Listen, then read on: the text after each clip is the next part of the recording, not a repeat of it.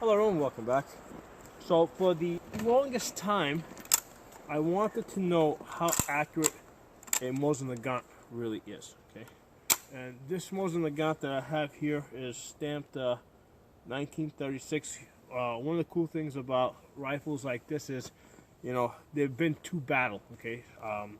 Like unlike modern day ARs and AKs that are, they're basically built for the civilian market. These were actually built for war. This was built in 1936. I have another one that was built in 1942. The earlier ones tend to be better. Everything seems to be fitted better because during the war things were rushed into production. Like I said, for the longest time I wanted to know how accurate this was, and just using the iron sights, it's really hard for me to judge because, when I'm comparing it to other rifles that I shoot, like ARs or AKs, they all have either red dots on them or scopes. Okay, so using the iron sights to judge this rifle, I didn't think it was fair. So I found this contraption on Amazon. Basically, it's a rail that clamps onto the barrel. Okay, you can see what it looks like, and it was like $5, really cheap. And that allowed me to mount the a red dot onto it. I picked the Bushnell because I needed something that was small and that would fit in this space over here. So one of the things that you'll find is if you try to do something like this, it's you're gonna be a little bit higher than your iron sight. So when you're looking for the red dot, you're gonna basically your head's gonna have to come up a little bit higher. Your jaw's gonna kind of be on the stock.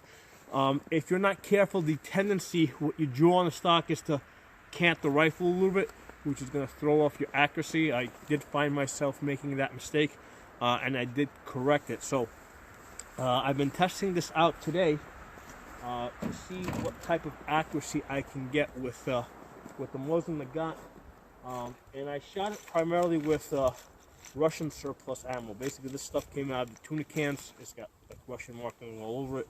For all I know, it's probably left over from the war. So let's talk about the accuracy that I was able to get. I was able to get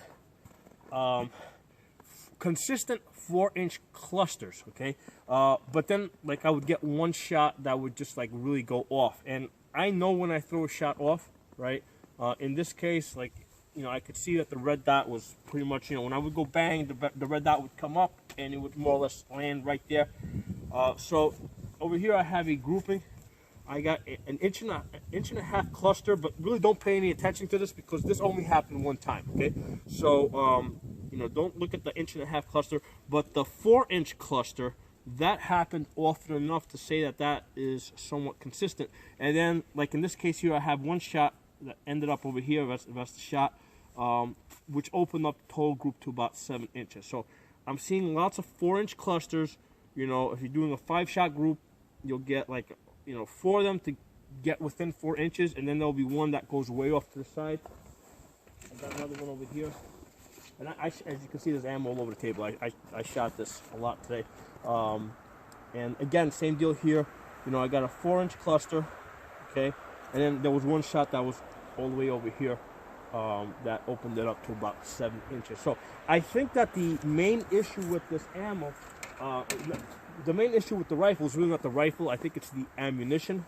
I think it's just not made as it's not loaded as consistent where you'll get one shot that's going to throw it off. I did try it with some Tula, and I found the same thing. I mean, I was getting like close, and not every shot had a 4-inch cluster. Some of them were a little bit bigger, but I was getting 4-inch clusters or thereabout, and then one shot would be really off. So I think that's really an ammo issue rather than a rifle issue. So that's what I'm seeing with this rifle. That's what it can do. I considered another option. They make a rail where you take off the rear sight and you mount it on. But I looked at some reviews on that, and with the high recoil of this rifle, that's not stable enough. So with this system over here, where you clamp it down and then you mount your red dot over here, this was pretty stable. So that worked out pretty good for me. And it allowed me to see how accurate this rifle really is. Now, for you guys that don't know, the Mosin Nagant does have a safety. Basically, when you pull this back and you twist it to the side. However, it is a pain in the balls. The Russians never even used this. If I got around the chamber and I want to go down range, I'll just open it up, because with this, and you don't have to pull it back. There you go. You don't have to pull it back all the way. I'll just pop it up, and that way it won't fire if you just pop it up. So that's how, that's what I do for a safety on this gun. Okay, if I want to go down range, I just pop it up. And then when I get back, I'll close it. And if I want to decock it, you can hold back the trigger, and then that will decock it. So that's a method that I use to decock this. Bushnell did pretty good. I mean, for a $50 scope, for the high recoil on this rifle, I kind of suspected that it might break after the first shot. So when I put it on there and I was just trying to get a zero, like, I was somewhat surprised it did not break after that first shot.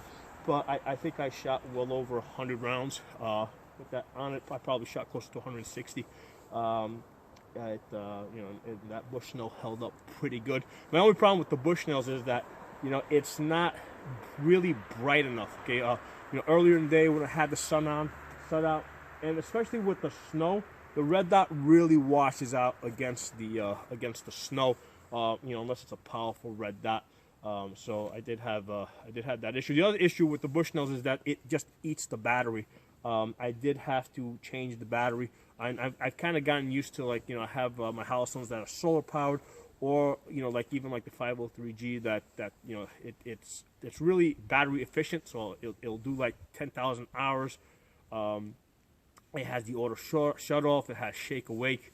So compared to the red dots that we're buying these days, the Bushnells are, they really eat the batteries. So there are my thoughts on that. If you guys like this video, give it a thumbs up, share it. Hit the subscription button so you can see new videos that I put up. I'll talk to you guys soon.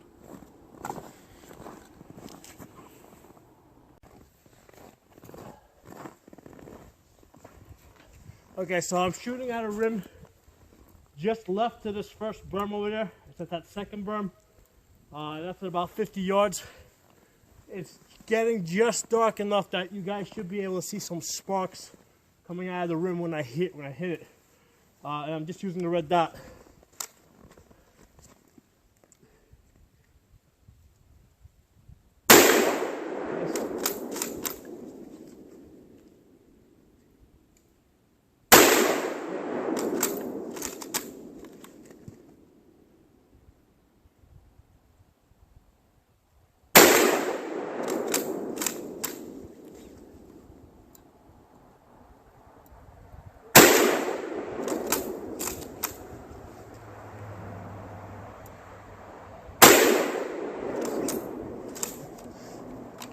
Fun.